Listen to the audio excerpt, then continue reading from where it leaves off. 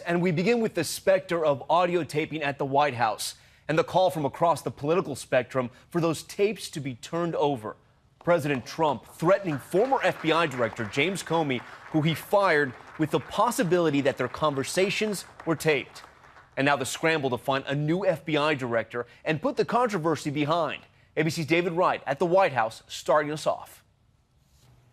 Even as new candidates arrive at the Justice Department to interview for the FBI director's job, President Trump is still being asked to explain this tweet suggesting he may have taped his conversations with Director Comey before he fired him. Are you recording any of your meetings in the White House, sir? The president declines to answer.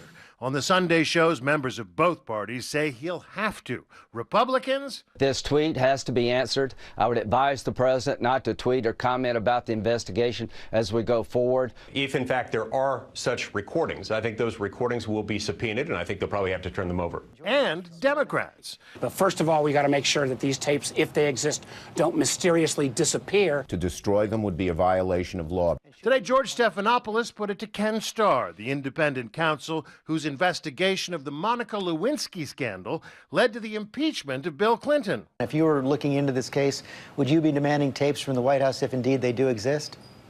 Oh, absolutely. The investigation has got to be thorough, and that means you go where you think the truth is. For his part, Comey is going on with his life. Last night, attending a musical here in D.C. Democrats say they want to hear his side of the story, testifying in public on Capitol Hill. Jim Comey deserves his chance to lay out to the American public his side of the facts. Less than 2 weeks ago, Comey confirmed he was still investigating possible collusion between representatives of the Trump campaign and Russia to influence the November election. President Trump readily admits that investigation was a factor in his decision to fire Comey, but he insisted to Fox News last night it's a dead end. There is no collusion. We had nothing to do with Russia and everything else.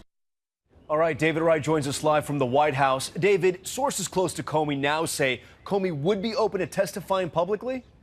That's right, with an important caveat. He would be testifying about his firing, not disclosing details of the investigation. And apparently, he's not worried about the existence of any tapes. As one associate put it, Comey's been called many things, but never a liar, Tom. David Wright starting us off from the White House. David, thank you.